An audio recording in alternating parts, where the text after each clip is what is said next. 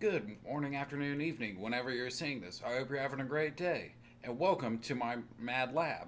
I am the Mad Lad. These are my Mad Lad creations. And if you would like to see the personal deck list for yourself, look down in the description below.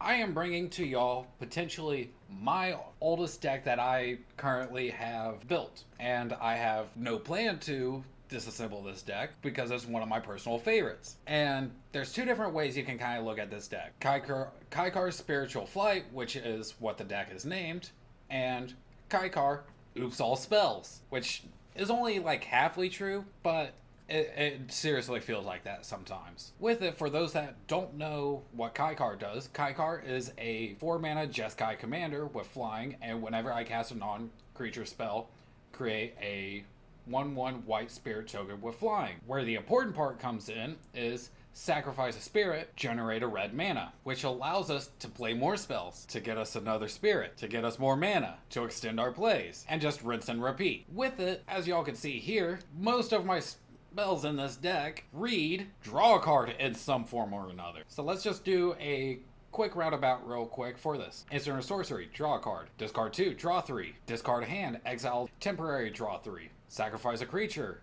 exile a top, may play it. And this is why I said like halfly true, because I use the cycle lands to dig through my deck a lot more. I don't really get mana screwed in this deck super often, and even though the lands aren't the best, the curve is so low to the ground where I can honestly just continue to cycle the lands. So I run the 3 colored cycle lands that are 2 mana, Desolate Lighthouse, which draws us a card and discard, Distant Melody for the number of spirits we control, Dragon Mantle draws us a card, plus can be a mana sink to potentially just Oko somebody. Drifting Meadow is another cycle land. Elsha gets us cards off the top as long as they're non-creature. Only 1/5 of the deck are actually creatures. Firemane Commando draws us a card. Forgotten Cave is another cycle land. Jataxian Probe, look at an opponent's draws card. Cycle land. Discard up to 3, draw that many. Cast a non-creature, draw a card,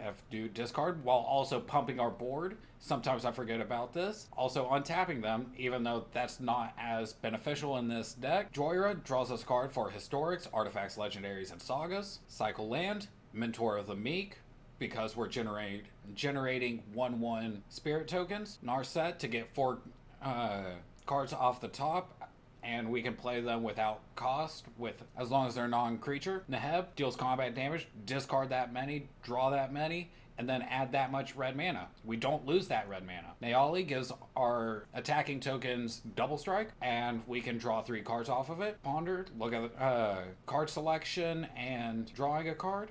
Reconnaissance mission, whenever a creature deals combat damage, draw a card. Cycle land. Can't block this turn. This has come in clutch for me a few times whenever I'm trying to avoid, I don't know, Phyrexian Obliterator and stuff like that. Secluded Steep is a cycle land. See the Spoil, discard, draw 2, create a treasure. Serum Visions, draw 2, scry 2.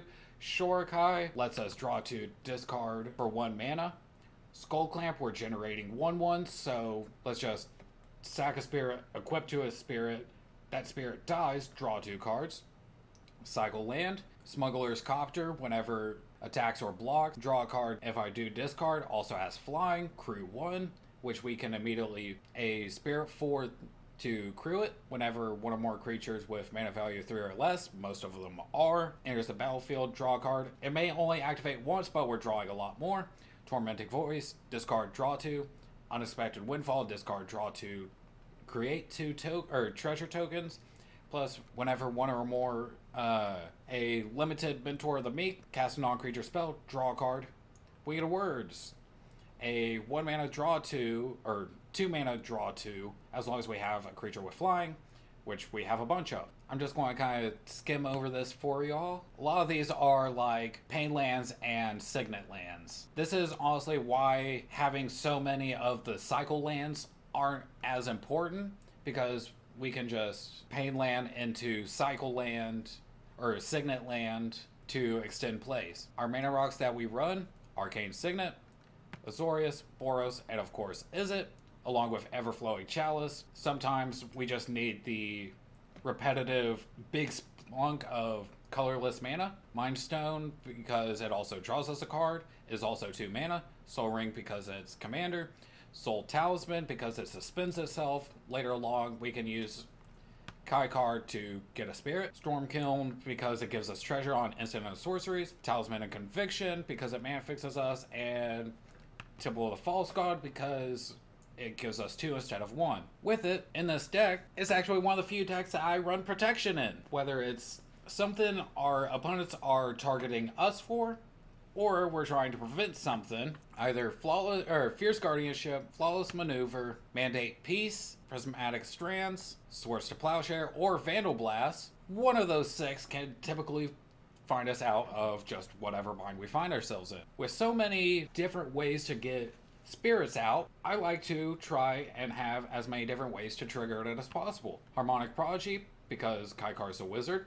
Helm of the Host, because who doesn't love additional Kykars? Irenicus Vial Duplication, because we'll get a Kykar trigger and another Kykar if we don't want to do other things. Lithoform Engine, because we can copy other stuff to whether it's the actual abilities or straight up one of our synergy permanents. Strong Resonator, because it's an additional trigger. And Faerod, because it is basically Storm on a stick. That's the best way to put it. Since this deck is so focused on spirits, here's a few cards that actually work exponentially well with it. Asushi, being a spirit on top of everything else, will also give us card draw or treasure tokens.